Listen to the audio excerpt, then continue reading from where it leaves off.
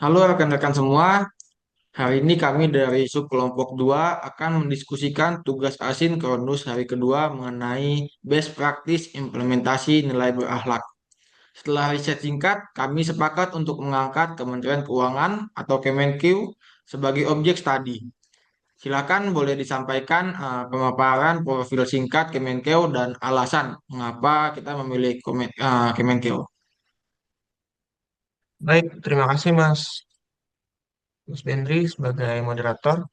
Di sini Kemenq kami angkat karena Kemenq adalah kementerian yang mengelola keuangan negara dan juga mengapa kita pilih Kemenq karena menurut diskusi kami mereka sudah punya sistem yakni Kemenq 1 yang sudah sangat matang dalam mengintegrasikan budaya kerja ke dalam sistem digital. Untuk secara profil, mereka adalah penjaga keuangan negara yang memiliki slogan ya ini negara dana raksasa. Mungkin ada tambahan lain nih lagi dari Mbak Amanda. Silakan Mbak Amanda kalau ada tambahan. Betul. Kalau kita bedah dari nilai orientasi pelayanan, Kemenku punya aplikasi Sakti. Ini bukan soal aplikasi, tapi cara mereka memangkas birokrasi pencairan anggaran agar layanan kemasyarakatan tidak terhambat. Beritanya banyak. Mereka sering dapat penghargaan pelayanan publik prima dari Kemenpan RB. Oke, terima kasih Mas Ridwan dan Mbak Amanda. Itu kan tadi dari sisi nilai berorientasi pelayanan ya Mbak. Kemudian kalau dari sisi akuntabel itu bagaimana Mbak Amanda? Karena poin krusial kan ada di nilai akuntabel ini. Sangat kuat. Kemenku rutin mengadakan konferensi pers APBN kita setiap bulan. Mereka buka-bukaan soal uang negara masuk dan keluar ke pabrik. Ditambah lagi, mereka konsisten meraih opini WTP dari BPK. Untuk nilai kompeten, mereka punya Kemenku Learning Center atau KLC. Siapapun pegawainya bisa belajar kapan saja secara mandiri. Baiklah rekan-rekan, izin menambahkan ya. Untuk nilai harmonis sendiri, saya perhatikan Kemenq sangat aktif dalam kegiatan inklusif. Di portal internalnya, mereka sering mengadakan forum lintas unit untuk memecahkan ego sektoral antara orang pajak, bea cukai, dan perbendaharaan. Menarik nih Mas Firmansyah nih. Kemudian kalau untuk nilai loyal dan adaptif itu bagaimana Mas? Oke, Mas Benry. Untuk nilai loyal sendiri terlihat dari integritas mereka. Ada slogan Kemenq yaitu terpercaya. Pegawainya punya kode etik yang sangat ketat untuk menjaga rahasia dan martabat negara. Nah, yang paling keren itu adaptif. Berdasarkan berita dari portal TJKN, Kemenq adalah instansi pertama yang mematenkan Flexible Working Space atau FWS.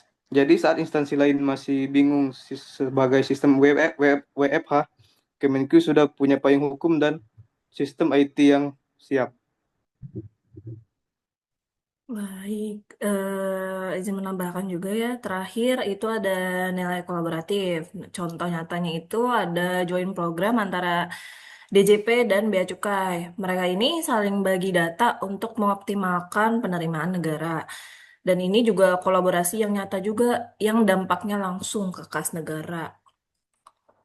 Oke, berarti kesimpulannya apa nih argumen utama kita memilih Kemenkeu? Sebenarnya sih, argumentasi kita nih yang utama banget itu adalah Kemenkeu ini tidak hanya menjadikan berakhlak sebagai slogan, tapi menjadikan berakhlak itu juga sebagai operating system dalam bekerja. Bukti nyatanya itu dari capaian WTP, kemudian ada indeks kepuasan masyarakat yang tinggi, hingga inovasi digital yang jadi rujukan instansi lain. Kemudian selanjutnya juga ada satu poin penting lagi sih yang membuat Kemenkeu ini makin menonjol di tahun ini. Nah, di bawah kepemimpinan Menteri Keuangan yang baru, yaitu Pak Purbaya, kita juga melihat banyak gebrakan segar yang meningkatkan kepercayaan publik. Oh iya, betul juga tuh.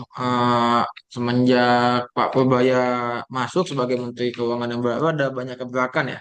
Nah, jadi apa aja nih gebrakan Pak Purbaya yang menurut Mbak Alma paling berdampak pada nilai-nilai berakhlak? Nah, ya jadi gini Mas Benri, kalau menurut saya sih ya, dari Beliau ini tuh sangat menekankan digital governance yang lebih transparan. Keberatan beliau dalam mengintegrasikan sistem pengawasan pajak berbasis AI itu bukan hanya soal teknologi ya dalam nilai adaptif, tapi juga soal menutup celah korupsi. Penilaian publik juga meningkat nih karena beliau sering turun langsung kan ke lapangan untuk memastikan layanan di daerah-daerah terpencil itu standarnya itu sama dengan yang ada di Jakarta. Oke, saya setuju sih dengan Mbak Alma ya. Saya menambahkan Mas Bendri. Untuk gaya komunikasinya Pak Purbayani yang lebih terbuka di media sosial juga mencerminkan nilai harmonis, yaitu antara pemerintah serta masyarakat. Publik juga merasa lebih didengar untuk pendapat-pendapat yang telah disampaikan. Ini juga alasan kuat kenapa kita memilih Kemenkyu tetap menjadi role model yang terbaik untuk saat ini.